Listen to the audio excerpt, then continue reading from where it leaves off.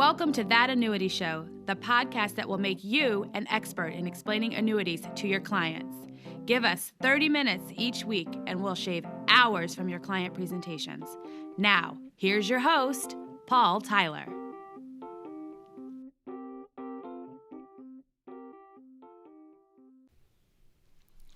Hi, this is Paul Tyler, and welcome to another episode of That Annuity Show. Ramsey, how are you? Fantastic. Always glad to be here. Good to be here. Yeah, I know you've had some interesting discussions and stuff we've talked about over the last couple of weeks here, and I'm sure you'll weave some of these themes into the conversation.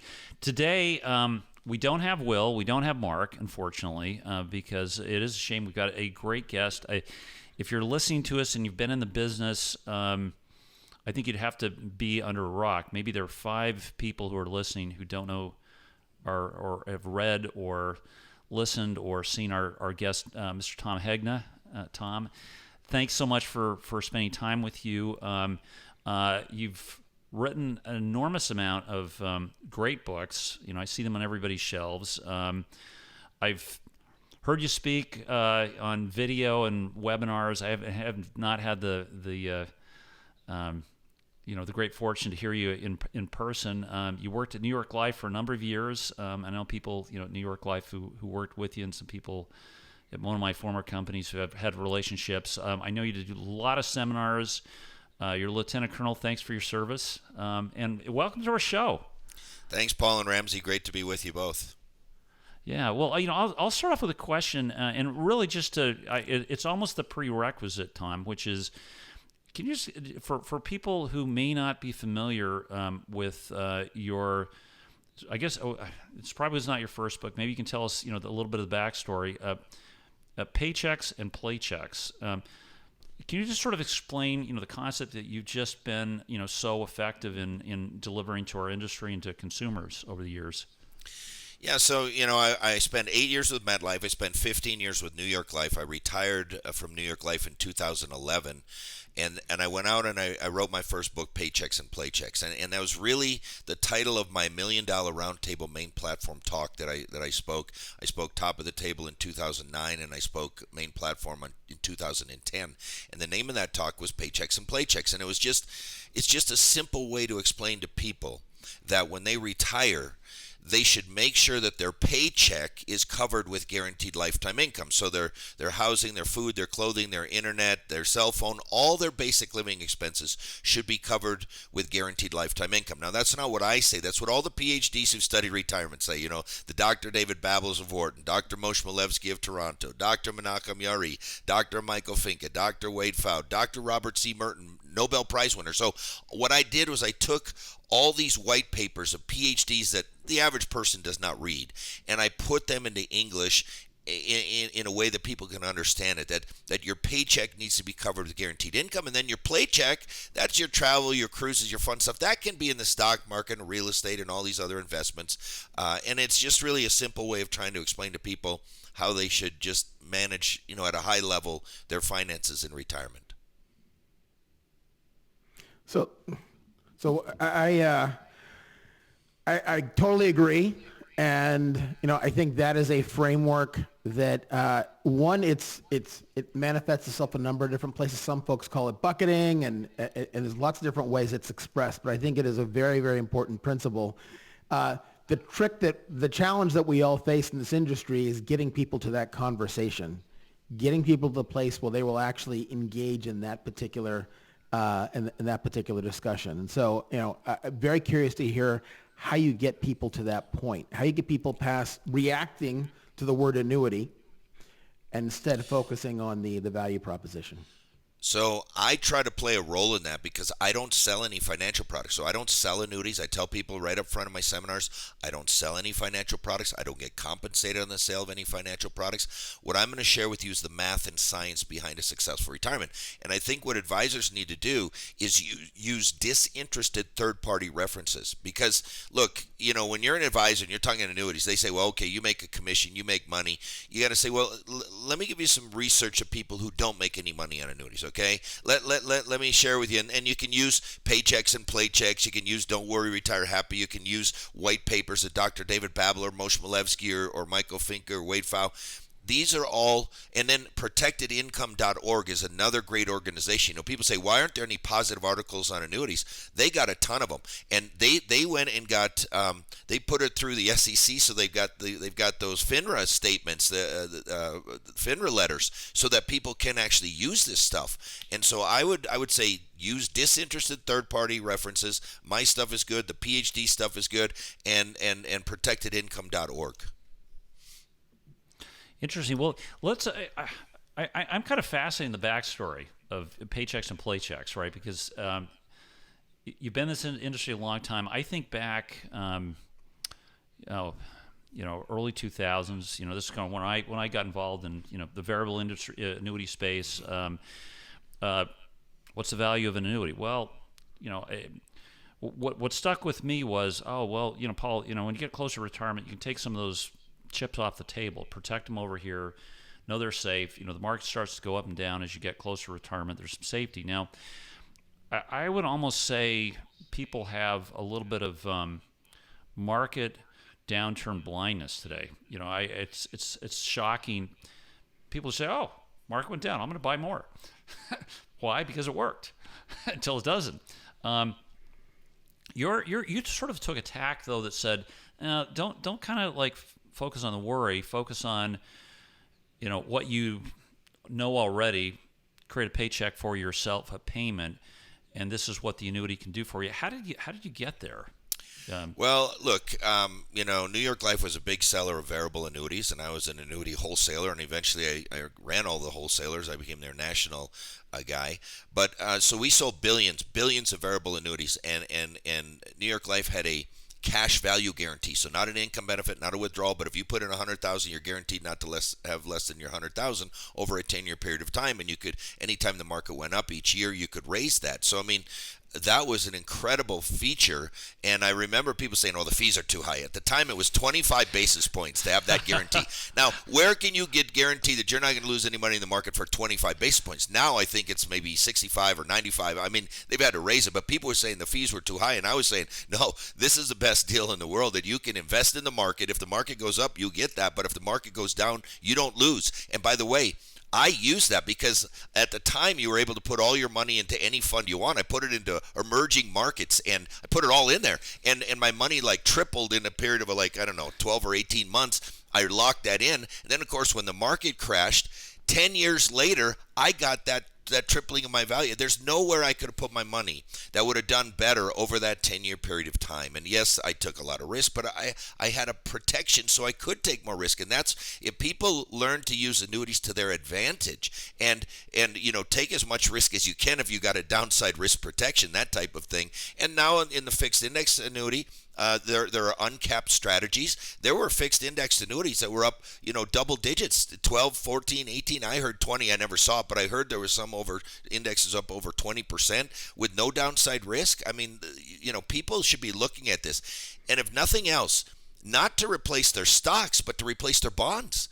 Roger Ibbotson did that whole white paper. He's a PhD on a person who had a 60% stock, 40% bond portfolio versus a person who had 60% stock, 40% indexed annuity portfolio. And he found the second portfolio outperformed the first portfolio for the last 40 years and is likely to do so for the next 40 years. So even if people just move their bond portfolio into annuities, their portfolio is likely going to do better. They're going to be more relaxed. They're not going to have as much stress, and it'll be better for their retirement.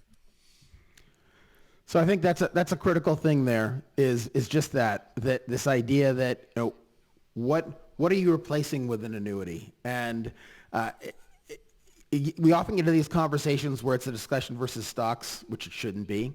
Sometimes it's a function of maybe you're having a discussion with a financial advisor who is particularly dedicated to stocks in a portfolio, which is totally fine.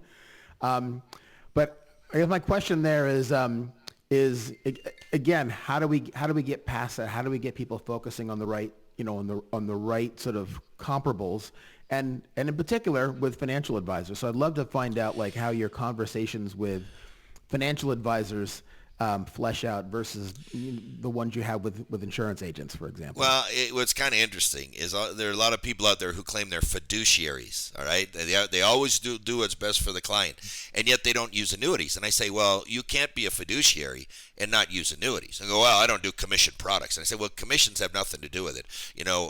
I can show you many cases where a commission product will be a much better deal for the client than paying an annual fee forever. I call them forever fees. Now, I'm not against fees, and I'm not against commissions, but what I'm saying is people need to do what's best for the client. And the same people who are complaining that agents make commissions, they're the ones who aren't using annuities because they don't want their assets under management to go down.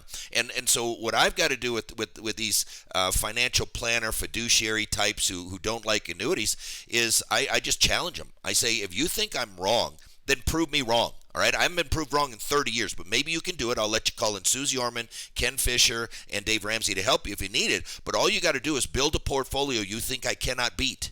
Yeah, put all your good stocks in there. Yeah, you do that. You know what I'm going to do? I'm going to reach into your portfolio. I'm going to remove some of your bonds. I'm going to replace it with some guaranteed lifetime income from an annuity. Do you know what that'll do to every single one of your portfolios? Every single one of them. It'll lower the risk and increase the returns. And if I'm wrong, you should be able to prove me wrong just like that, but nobody can, and here's why. Inside of the portfolio, the way that income annuity functions, it functions like a AAA rated bond because it's guaranteed every single month. As long as that person is breathing, that check is coming. With a CCC rated yield, the payout rate is much higher than what you can get in a money market fund or a CD or a bond with zero standard deviation. It never fluctuates. So all of the annuity haters out there, they would all love to have a AAA rated bond with a CCC rated yield with zero standard deviation. And that's how I penetrate that market. And what's so interesting is when let's say I'm in front of 1,000 annuity haters, attorneys, accountants, and CFPs or whatever that don't believe in annuities. By 1 hour into my presentation, I can convert 85 to 90% of them to say, whoa, I just learned something about annuities I didn't know before. The other 10%, you know what they do? They attack me personally. They don't go after what I'm saying. They don't argue with what I'm saying. They attack me. Oh, you're just a shill for the insurance companies. Oh, you were in the insurance business. You're a retired executive. You have an agenda. I don't have an agenda. I just want people to retire happy and successful, and you can't do it as well if you don't have an annuity. And that's a fact. It's not an opinion. That's a mathematical, scientific, and economic fact. Yeah, well, as an attorney never practiced, 3 rules I remember, Tom, was first argue the facts, then argue the law, then just argue. Right. Right. That's interesting. It's I think we are seeing breakthroughs in annuities clearly in some of these other sectors. RILAs, I would say, is, Tom, I mean, if we were to point to quantitative success, right? I'd point to RILAs. Is that the right? Well, yeah, and I mean, think about it. The hit on variable annuities, their fees are too high. Well, you got RILAs out there that have no effect, that don't have any effective fees, and that's very powerful. Now, you don't get 100% protection, but you can get 10 or 15 or 20%, which will take out, 85, 90% of all the market crashes that are out there, and you can either have it a buffer, you can, you can have floor or buffer, you get your choice. It's a very flexible product, and I think for a lot of people, it makes a lot of sense.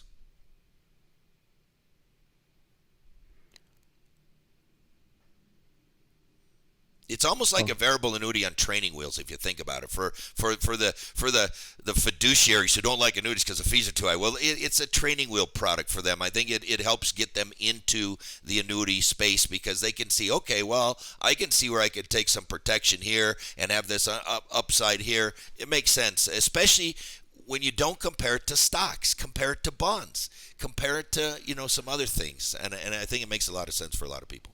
Well, Bonds, yeah, I thought when you said before when you challenge people to put whatever stocks they want in because you weren't going to touch the stocks. I know. I don't care about the stock. You didn't focus on them at all. Yeah. Because the average person should not have all their money in annuities, and I think some advisors out there, if all you got is a hammer, everything looks like a nail, and they just sell their annuity.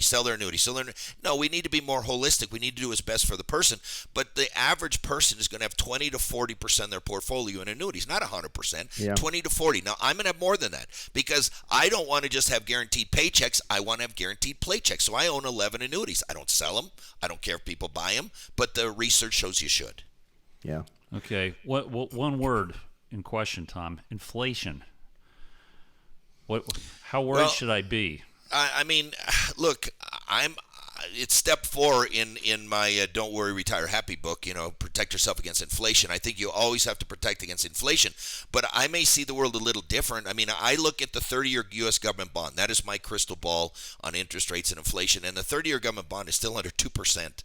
Like the bond market sees no inflation. The bond market still sees deflation. And there's still, 14, 15, $16 trillion of government bonds around the world paying negative interest rates. The world is still facing deflation, all right? Now, oil prices are up, gas prices are up, lumber prices are up, copper prices are up. I mean, we're all seeing the prices are going up. I mean, you go to McDonald's now. You used to buy something at McDonald's for like $6. You can't get out of there for $12 or $13. I mean, for one person, it's ridiculous. Taco Bell, they used to have 3 tacos for 99 cents. Now they're like $9.99 a piece, and there's no meat in them. I can't go there anymore. They don't put any meat in their tacos. I mean, so obviously prices are going up. But what I'm telling you is economically, the bond market does not see it. They say, okay, there's a lot of funny money. It's making things go up. But once the funny money ends, look out below. This thing could crash at some point. I don't know when. I'm not saying it's imminent, but I mean, you can't have $28 trillion of debt climbing at $3 to $4 billion. They're going to talk about spending another $3-4 trillion, and we have $200 trillion of unfunded obligations for Social Security, Medicare, Medicaid, government pensions, military pensions.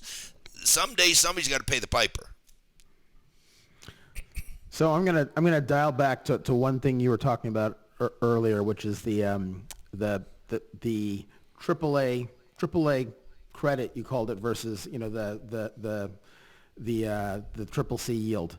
At the end of the day, first of all, obviously all three of us believe very strongly in the credit worthiness of the life insurance industry generally and life insurers individually, and I think the track record supports that. But it is a challenge that you will get. So if you were talking to a financial advisor and you talk about it being sort of AAA, right? They will say, well, ultimately, it's the claims paying ability of the carrier. So how do you address that conversation? And different carriers, why they should go with a lower rated carrier versus a higher rated carrier. And I'm very clear in my book. All insurance companies are not the same. And I do encourage advisors to work with higher rated carriers. Now, I let them determine whether that's a B plus or an A minus or an A plus. I leave that up to them because, the case can be argued against me, and it has many times, that, look, Tom, it doesn't matter what the insurance company rating is. Nobody's ever not gotten paid their income annuity because income annuity reserve requirements are so high, so you should really go with the lowest carrier to get the highest payout. I don't subscribe to that, but there are people that do. I say, the past is not the future, and just because things happened some way in the past doesn't mean they necessarily will happen that way in the future. And for me, I stick with higher rated carriers. I mean, I always worked for AAA mutual life insurance company. MetLife, when I was there, was AAA mutual. Then they demutualized. New York Life was AAA mutual. So that's my own natural bias, is to stick with higher rated carriers. But I work with carriers of all ratings out there, and I let the advisors really determine which annuity is best for the client. I don't get into picking products or picking companies. Yeah. So just to also follow back on your comment about rising prices. Now, it'd be great if my taco does go down. All right. Let's see. I don't think my taxes are going to go down. I don't think fuel costs. Oh, who knows? Maybe a lot of expenses I can see, Tom, either flat or going high. What should I be, doing, or what should I be telling my clients? So you've got to help your clients plan for inflation, regardless of whether we're deflation, inflation. They've got to have increasing income. We can't just give them income. We got to give them increasing income for the rest of their lives. There's really 3 ways to do it. Number one, you can buy annuities where the paycheck goes up by 3 or 4 or 5% every year. SPIAs do that. Some DIAs do that. Some type of inflation protection. You can do what I've done. I bought an annuity that kicks in when I turn 60. I bought another one that kicks in when I turn 62. I bought another one that kicks in when I turn 65. I bought another one that kicks in when I turn age 70. So I'm guaranteed to have increasing income. Or you can cover those basic living expenses in retirement with a guaranteed lifetime income, and then invest the rest of your money in things like stocks and real estate, things that typically go up in times of inflation. So if we get inflation, the portfolio goes up, there's more money to take out more money. But we've got to give them a way to have increasing income for the rest of their lives. So I like that. So it's essentially laddering. You buy, say, a SPIA at first, then you buy a series of DIAs further out so that you have additional layers coming in down the road. Yeah, and I mean, you don't have to even use a SPIA or DIA. You could buy different annuities, fixed index, variable, and then just kick them in at different times. But I bought a bunch of DIAs for my income. I also own some indexed annuities, and I also own some variable annuities. So I'm pretty well diversified across the annuity space, but each of them function a little differently for me. Okay, well, so that's interesting, Tom. So the choices that you made, what were we don't need to know carrier names, but the ones Right. you did choose, what distinguished the specific choices you made versus everything else in the market? I own 3 variable annuities. Now, those are the ones with the high fees, the bad ones that people don't like. Why would I do that? Well, I've announced that I'm retiring, okay? So I'm not just talking the talk, I'm walking the walk. I have enough money now to retire for the rest of my life. So I was asked people, if I have enough money to retire for the rest of my life, what would be the stupidest thing I could do? Lose my money. That would be the stupidest thing. Can you imagine? I work, I save, I invest, I do everything right for 60 years, and then I retire and the market takes a dump and stays down for 15 or 20 years. See, people don't realize the European stock market has been down for over 20 years. The Japanese stock market has been down for over 30 years. What would happen to me if I retired and my money was in the market crash, stays down for 15 or 20 years? That would be the stupidest thing I could do. So what I tell people is I say, I don't think I'm any different than any of you. You know what I want to do? I want to make as much as I can make. If I can make 10%, 20%, 30%, I want to make as much as I can make. But just as important, no, for me, more important, I don't want to lose what I've already got.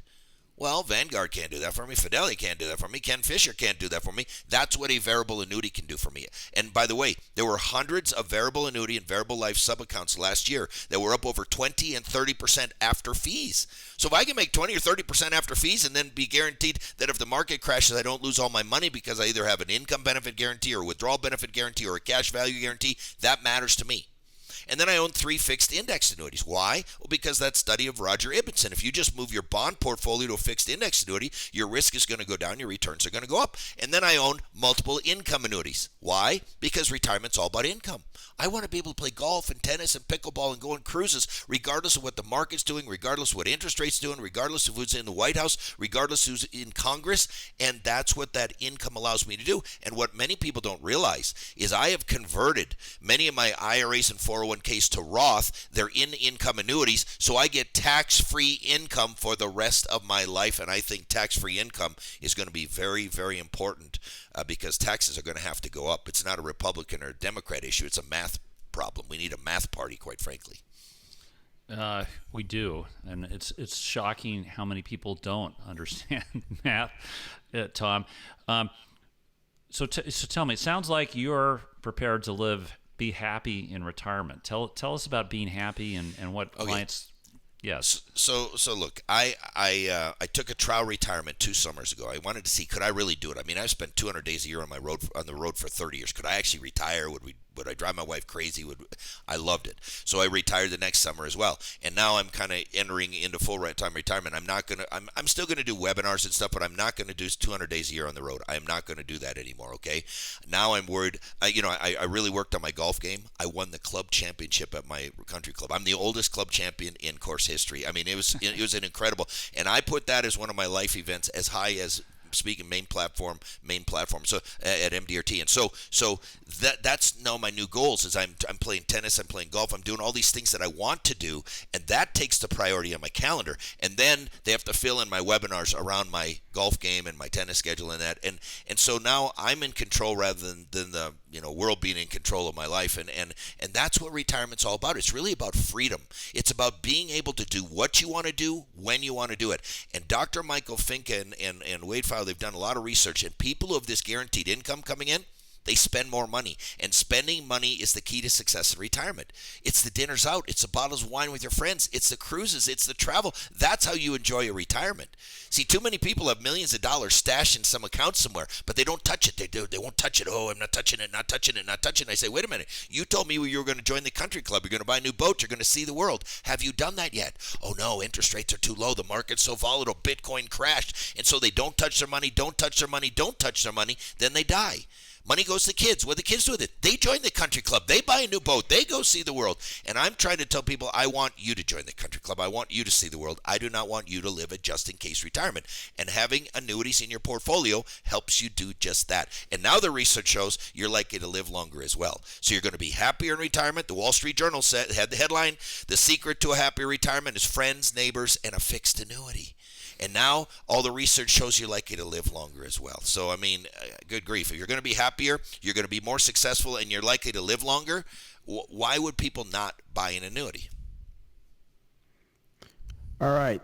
So, very, very compelling on a lot of fronts. But in particular, this idea of feeling the freedom to live your best, right? Your best retirement, because you don't have to worry about the next what comes next.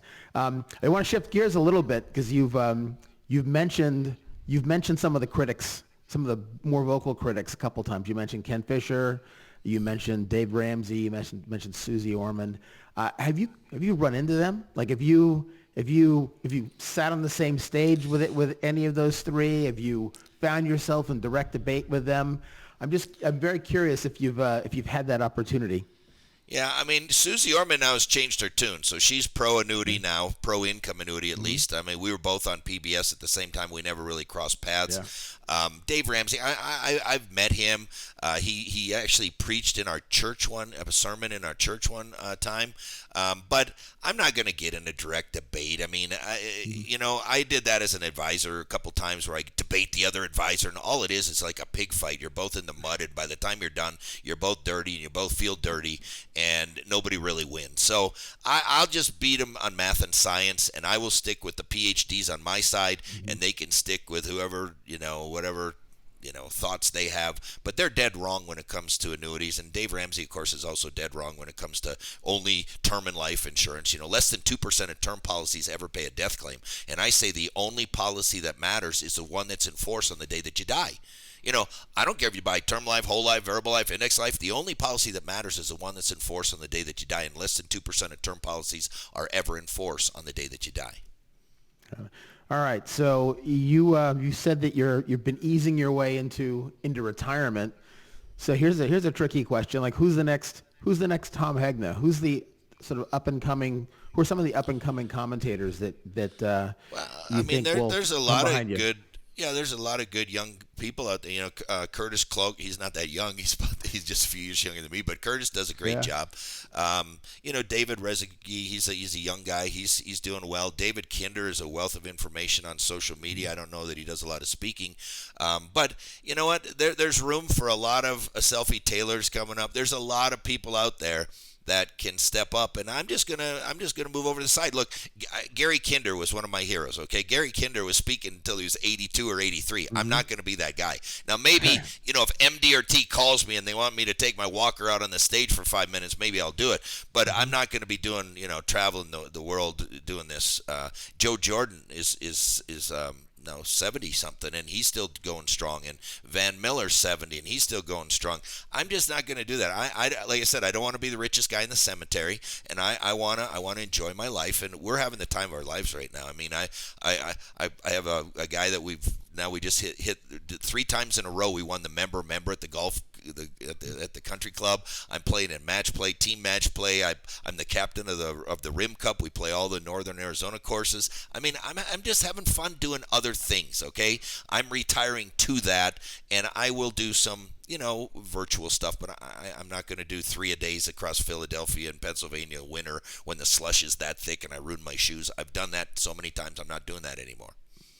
Yeah, well, Tom, this is great. The I guess just switching gears to advice to advisors who are out in the market. Like if you were talking to your former self, back when you were, just sort of either in the business or starting the wholesale, what advice do you give people who are that part of their career? Embrace digital, like focus on the conversations, kind of, what's the... Well, I mean, if you're a wholesaler, you better know your products inside and out. You better know them better than anybody. I mean, when I got hired by New York Life, I asked for all the prospectuses of all the products and all the product brochures, and I went through every one of them with a yellow highlighter, and I highlighted anything I did not understand. What does this mean? What does this mean? What do you mean that after 2 years this can happen, or after 5 years? And they thought I was crazy. I come in with a big stack of prospectus, and I go through line by line, but I wanted to know my stuff. If I'm representing something, I got to know it inside and out. And then you got to know your competitors' products. And I would say this for advisors too. You better know your products inside and out. You better know what's guaranteed, what's not guaranteed, what fees are real, what fees are hidden. There's a supplemental thing to the prospectus. A lot of times people don't know that. There's a investment statement. You got to get all these documents and go through it so you really know what you're doing. And then I would build a social media presence, and I would try to connect with everybody I can. I would post powerful content every day, and then I would watch my social media. They'll tell you when they got married, when they're having a baby, their mother died, all these life events, and people do things at life events. They're retiring. They're doing. You want to know that, and then I'd reach out to them on those life events. You have a much higher chance of selling something to somebody if they're having a life event because they got to change some things in their life. That was great. Hey, Ramsey, we're nearly at the top of the half hour. I mean, what are your thoughts? What questions? So, a number of things. Look, I think it's great on a number of fronts. One is, you're an evangelist. You're sort of carrier neutral. You're product neutral in a certain, in many senses. But also, you eat your own cooking, right? So, you've committed personally, and you've made your own personal financial decisions that have been quality of life decisions, which are the ones that we care about most. And you've used annuities to get you there. So I think that's great. But overall, I just very much appreciate your sharing with us, how you communicate, how you've dealt with those objections, how you've traveled the country 200 days a year. That is remarkable for all that time. So a lot of shoe leather there. So thank you for that. You bet. And, I'll just conclude this way. Psychonomically, people, if they have, for their entire working career, they got a paycheck every 2 weeks. And what do they do with that paycheck? They spend it. They pay for their housing, their clothes, their food, their internet, their cell phone. But then they were saving money in a 401k, and I always ask people, when was the last time you took $200,000 out of your 401k? Oh no, we can't do that. We got to save it. We got to grow. We got to protect it. We can't touch it. Well, you do that for 45 years. Do you honestly think on your 65th birthday you're going to wake up and say, by golly, I'm going to blow my 401k today? People can't do it. They can't touch their assets. They've been psychonomically programmed, and most people are going to go to their graves never touching their assets. And all I'm saying is take a portion of that, turn those into guaranteed paychecks and playchecks, because you're used to spending that, and it's the spending of money that will allow you to enjoy your retirement, not the accumulating of assets and holding this money. Kiplinger just had the article just yesterday and said, use some of your nuts in retirement. They compared retirees to squirrels, and squirrels will save nuts for the winter, but then the winter they eat their nuts. But then people are saving this money, but then they get to retirement, they don't touch it. And it said, no, you're supposed to spend that down. You're supposed to spend all your money. And if you have the life insurance, go to the kids, it gives you the license to spend all your money. That's what I'm doing, and it seems to be working out pretty well. Well, it sounds like it has. And Tom, thank you for all you've done for the industry and for joining us. Appreciate it. What's the best way for people to find your books, find where you're speaking, get you to invite you to speak? Sure. TomHegna.com. Our phone number, 855-TOM-HEGNA, and they can schedule me to speak or do whatever. Books are there. You can use the code 15OFF to get 15% off. I've got five free webinars at TomHegna.com/webinars. I have a free YouTube channel, so I have a lot of free resources for people as well. Excellent. All right. Well, Tom, thanks so much. Ramsey, it was great. Always a pleasure. For all of your listeners, thanks for joining us. Send us your comments. Send us suggested guests, and join us again next week for another episode of That Annuity Show. Thanks for listening. If you've enjoyed the show, please rate and recommend us on iTunes, Stitcher, Overcast, or wherever you get your podcasts. You can also get more information at thatannuityshow.com.